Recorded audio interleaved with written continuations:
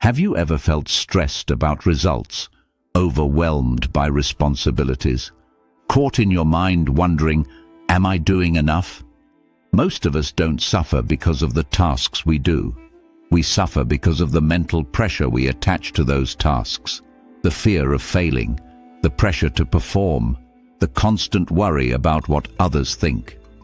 The Bhagavad Gita has a teaching that can genuinely shift how you move through life.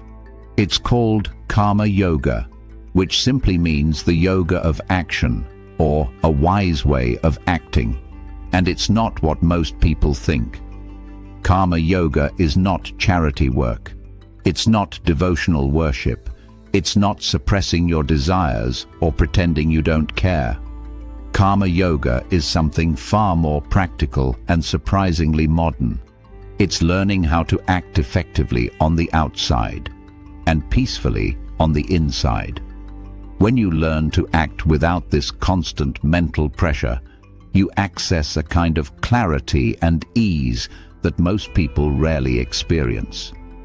If we had to compress the entire teaching into one line, it would be this: act wholeheartedly in the present moment without clinging to results, while staying rooted in awareness. The Gita says it clearly. You have a right to your actions, but never to the fruits of your actions. Bhagavad Gita 2:47. Traditionally, practitioners also offer the action and its fruits to the divine. If you're not devotional, you can understand this simply as releasing inner tension and letting go of what you cannot control. Either way, this doesn't mean you stop caring.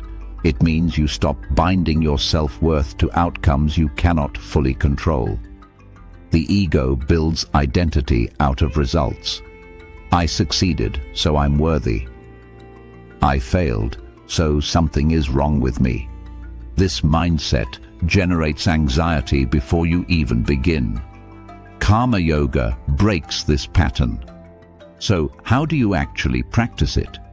Step 1. Begin the action from presence. Before starting anything important, pause for 3 seconds. Feel your breath. Feel the body. Drop awareness into the present moment. Actions that begin from presence carry a different quality. Clearer, calmer, less reactive. Step 2. Clarify your intention, then loosen the grip. Set a direction.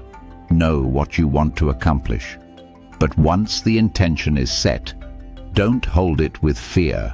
Hold it lightly. You're not giving up the goal. You're giving up the anxiety around the goal. And surprisingly, when you let go of anxiety, you often perform better. Step 3. Focus on the action, not the storylines.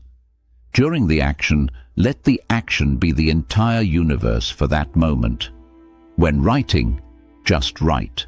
When speaking, just speak. When listening, just listen. The mind will interrupt with, "Is this good enough?" or "What if it fails?" Notice the thought. Don't fight it. Return gently to the task. This is Karma Yoga in motion. Step 4. Watch for ego claims. The ego loves to hijack your work. "This is my accomplishment. I want recognition." Just see it. Don't judge it. Don't suppress it. Once you see it clearly, it loses power. Step 5. Release the action mentally once it's done. When you finish a task, let it go. No replaying the past, no self-criticism, no mental rehashing. You send an email, let it go. You publish a video, let it go. You complete a project and hand it over, let it go. This protects your inner space and prevents the mind from carrying unfinished business into the next moment. Step 6. If anxiety returns later, reconnect to awareness, not force. Life won't always match your plans. That's not failure, it's reality. When anxiety returns, don't tighten your control. Feel the breath, feel the ground, Let the mind soften. Practice this consistently and you'll notice real shifts. You stop overthinking. You don't take things as personally. You recover faster from setbacks. You work with more clarity and less pressure.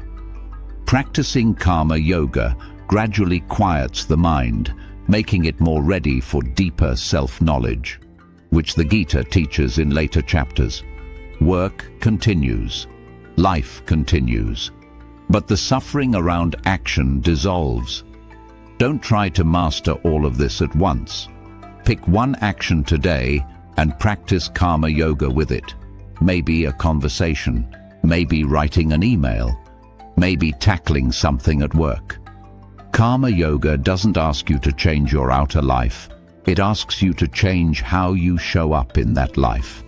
And when your actions begin to flow from awareness instead of fear, everything becomes clearer, lighter, and more joyful. If this teaching resonates with you, I recommend watching 2 previous Bhagavad Gita lessons. You are not the body, and you are not the mind. Together with karma yoga, these form the foundation for living with more peace and clarity. Links are in the description.